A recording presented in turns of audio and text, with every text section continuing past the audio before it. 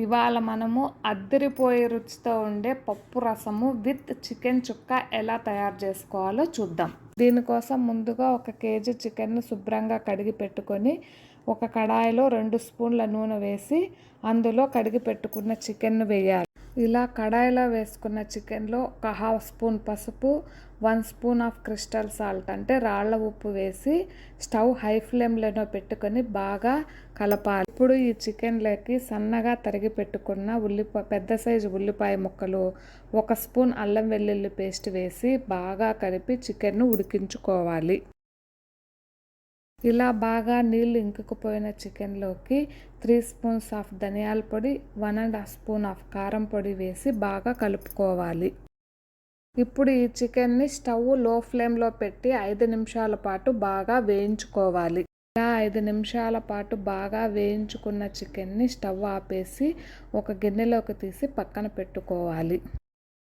ఇప్పుడు స్టవ్ మీద ఒక కడాయి పెట్టుకొని అందులో 2 టేబుల్ స్పూన్ల ఆయిల్ వేసి సన్నగా తరిగి పెట్టుకున్న పెద్ద సైజు ఉల్లిపాయ ముక్కలు వేసి బాగా వేయించిన తర్వాత అందులో ఒక 1/2 స్పూన్ సాల్ట్ వేసి గోల్డెన్ బ్రౌన్ కలర్ వచ్చేదాకా వేయించుకోవాలి. ఇప్పుడు ఇందులో మధ్యలోకి కట్ చేసుకున్న ఒక 6 పచ్చిమిరపకాయ ముక్కలు, కరివేపాకు వేసుకోవాలి. ఇప్పుడు బాగా పండినటువంటి 3 టొమాటో ముక్కలను తీసుకొని సన్నని ముక్కలుగా కట్ చేసుకొని వేసుకొని బాగా మగ్గిన తర్వాత ఇందులో ఒక 1.5 స్పూన్ గరం మసాలా పొడి, 1 స్పూన్ అల్లం వెల్లుల్లి పేస్ట్, ఒక 2 స్పూన్స్ ఆఫ్ మసాలా పేస్ట్ వేసుకొని బాగా వేయించాలి. ఈ మసాలా పేస్ట్ అంతటిని బాగా వేయించుకున్న తర్వాత ముందుగా మనము ఉడకపెట్టుకున్నటువంటి చికెన్ను ఇందులో వేసి స్టవ్ లో ఫ్లేమ్లో పెట్టుకొని ఒక 10 నిమిషాలు బాగా వేయించుకోవాలి.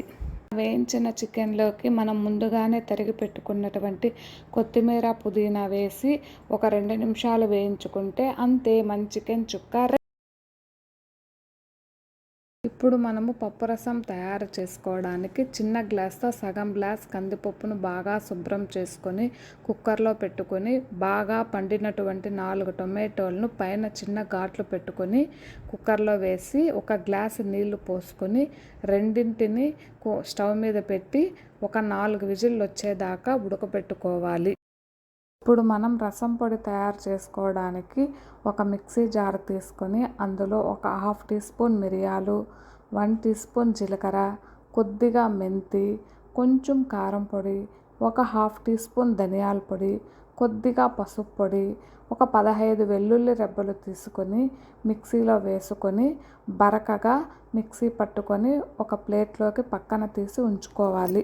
ఇప్పుడు బాగా ఉడికించి పక్కన పెట్టుకున్నటువంటి కుక్కర్ మూత తీసి అందులోని టొమాటోలను పక్కన ప్లేట్లోకి తీసుకొని వాటిపై పీల్ తీసి మళ్ళీ వాటిని అందులో వేసుకొని పప్పు కర్రతో బాగా మెత్తగా ఎనుపుకున్న తర్వాత నానబెట్టి రసం తీసుకున్నటువంటి చింతపండు నీళ్లను అందులో పోసుకోవాలి. ఇప్పుడు ఇందులో ముందుగా మిక్సీలో బరకగా వేసుకున్నటువంటి రసం పొడి, కొద్దిగా కరివేపాకు, కొంచెం కొత్తిమీర, 1 స్పూన్ సాల్ట్ వేసి చేతితో బాగా నలుపుకోవాలి.